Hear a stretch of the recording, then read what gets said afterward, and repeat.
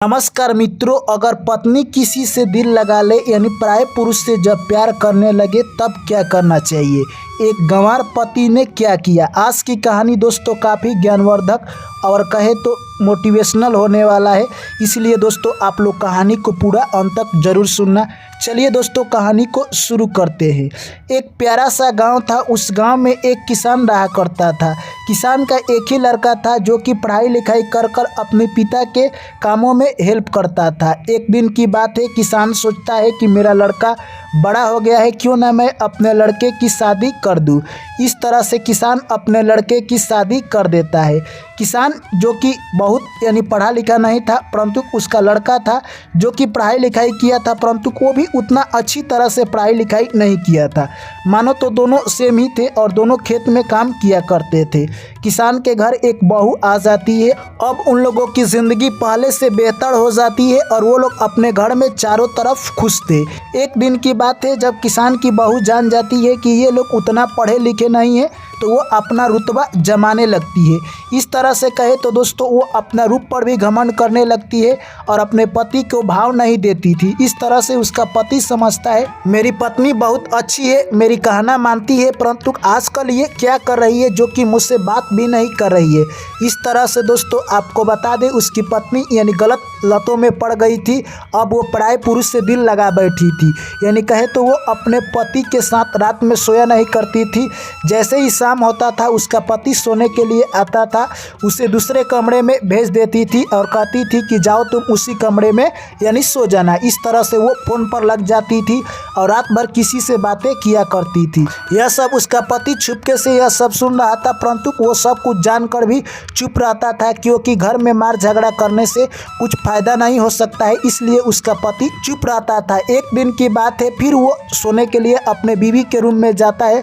फिर उसकी बीवी गुस्से में आ जाती है और कहती है कि मैंने आपको बताया है कि आपको कहाँ सोना है और आप भूल जाते हैं डेली। इस तरह से दोस्तों आपको बता दे वो फिर से यानी कहे तो डर जाता है और अपने पत्नी से और दूसरे रूम में जाकर सो जाता है। इस तरह से अब उसका दिनचर्या चलने लगा। अब वो किसान का लड़का सोचने लगा कि अब मैं क्या करूं जिससे कि मेरी पत्नी सीधी हो जाए और लाइन पर आ जाए और पराये पुरुष से दिल लगाना छोड़ दे। इस तरह से वो कहता है कि अगर मार झगड़ा करता हूं तब तो मुझे यानी अच्छा नहीं होगा, क्योंकि मेरे लिए भी ये सब खराब हो सकता है। इसलिए किसान का लड़का एक पत्र लिखता है और उस पत्र में यानी कुछ ऐसी बातें लिखी थी जिससे पढ़कर किसी का भी दिल पिघल सकता है, और वो अटैची में लिखकर रख देता है और वहाँ से वो काम के लिए चला जाता है। तभी उसकी पत्नी यानी कहे तो एक दिन जब अटैची खोल रही थी तभी वह पत्र मिल जाता है और उस पत्र में लिखा था कि हे पुत्र, मैंने तुमसे अपने पुत्री की शादी की और तुमने मेरे पुत्री के साथ शादी किया। उसका जो भी चाल चलन था वो सब जानकर तुमने शादी किया। मैं तेरा सदा आभार रहूँगा। यानी तुमने मेरे पुत्री के साथ शादी कर कर मेरा जीवन का आधा कष्ट हर लिया है, इसलिए मैं आपके साथ ज़िंदगी का ऋणी रहूँगा। यह सब बात सुनकर यानी कहे तो किसान की जो बहू थी वो सोच में पड़ जाती है कि आखिर ये पत्र मेरे पिता ने लिखा है, आखिर ऐसा उन्होंने क्यों लिखा है। उस पत्र में आगे लिखा हुआ था कि मेरी लड़की रहन का दब है, परंतु तुमने मेरे लड़की से शादी कर कर उसका जीवन संवार दिया, इसके लिए मैं सदा आभारी रहूँगा। यह सब पढ़कर किसान की बहू रोने लगती है। तभी तक उसका पति आ जाता है और अपने पति को देखकर रोने लगती है और कहती है कि आप मुझे क्षमा कर दीजिए। तभी किसान का लड़का कहता है कि आखिर ऐसा क्या हो गया कि मैं तुम्हें क्षमा कर दूं, तुम तो किसी और से फ़ोन पर बात कर रही थी। तभी वो कहती है कि नहीं, मुझसे गलती हो गया है, आप मुझे क्षमा कर दीजिए। उसके बाद किसान का लड़का कहता है कि ठीक है, मैं तुम्हें क्षमा कर देता हूँ। उसके बाद जो किसान की बहू थी वो खाना बनाती है सभी के लिए और अपने पति को भी खाना देती है और शाम को दोनों एक ही जगह सो जाते हैं। इस तरह से यानी कहे तो किसान की जो पत्नी थी, इस तरह से कहे तो जो किसान की बहू थी अब अपने पति से प्यार करने लगी और माफ़ी मांग लेती है और कहती है कि मैंने कोई ऐसा गलत काम नहीं किया है जैसा कि आप विश्वास कर रहे हैं। दोस्तों उसके बाद किसान का लड़का कहे तो माफ़ कर देता है और अगले दिन जैसे ही सुबह होता है किसान का लड़का कुछ खाना खाता है और वो काम पर निकल जाता है।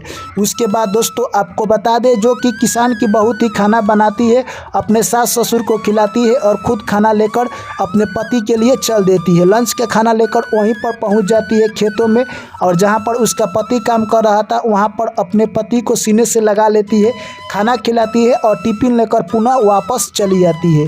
यह सब दृश्य देखकर वहाँ के लोग काफ़ी खुश हो जाते हैं और कहते हैं कि आखिर तुम्हारी पत्नी यानी फिर से लाइन पर आ गई और तुमसे प्यार करने लगी। बीच में तुम्हारे साथ कोई संबंध खराब हो चुका था, परंतु ऐसा क्या हुआ था? तभी किसान का लड़का कहता है कि मेरी पत्नी किसी पराये पुरुष से दिल लगा ली थी और वो किसी से फ़ोन पर रात भर बात किया करती थी, परंतु मैंने उसे कोई भी बात का जवाब नहीं दिया। वो तुरंत अपने आप को समझ गई और मुझसे फिर प्यार करने लगी।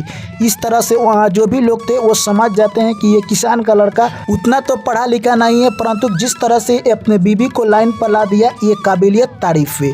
तो दोस्तों ये कहानी यहीं पर समाप्त होती है और ये कहानी दोस्तों हमें यही संदेश देकर जाती है कि एक इंसान को अपनी पत्नी को लाइन पर कैसे लाना चाहिए, जिस तरह से किसान का लड़का अपने पत्नी को लाइन पर ला दिया। इस बात से हमें यही सीख मिलती है कि कभी भी अपनी पत्नी से लड़ाई ना करें। अगर आप लड़ाई मार झगड़ा करते हैं तो बात विवादों में उलझ जाएंगे और उसके बाद उसका समस्या का समाधान होना थोड़ा सा टाइम लग सकता है। इस तरह से आपको बता दें, किसान का लड़का जिस तरह से दिमाग लगाया अपने पत्नी को, वो कुछ भी नहीं बोलता है और एक ऐसा पत्र लिखता है जिसमें उसके पिता द्वारा कही गई सारी बातें थी और वो सब बात सुनकर वो भावुक हो जाती है और अपने पति से माफ़ी मांग लेती है और जो भी वो गलत कर्म कर रही थी वो सारा कर्म छोड़कर अपने पति के चरणों में गिर जाती है और खुद अपने आप को दोषी मानने लगती है और अपनी पति की फिर से सेवा करने लगती है। तो ये कहानी से हमें यही संदेश मिलता है कि कभी भी हम किसी भी संकट में फंसे या अपने पत्नी को लाइन पर लाना है तो उसे दिमाग से इस्तेमाल करें, यानी कहे तो दिमाग का प्रयोग करें,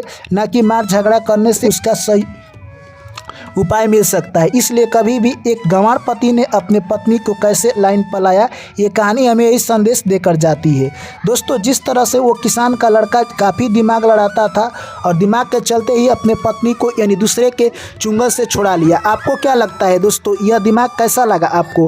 कमेंट करके ज़रूर बताइए। जो भी मेरे प्यारे साथी भाई एवं बहन और दर्शकगण चैनल पर पहली बार आए हैं तो दोस्तों आप लोग चैनल को सब्सक्राइब कर लीजिए, क्योंकि दोस्तों ऐसे ही कहानी आप लोगों के बीच लेकर मैं आता रहता हूं डेली। चलिए दोस्तों आप लोगों से पुनः मुलाकात होगी एक नई कहानी में। तब तक दोस्तों आप लोग मुझे दीजिए इजाज़त। सभी साथियों को मेरा प्यार भरा नमस्कार। जय श्री कृष्ण, राधे राधे।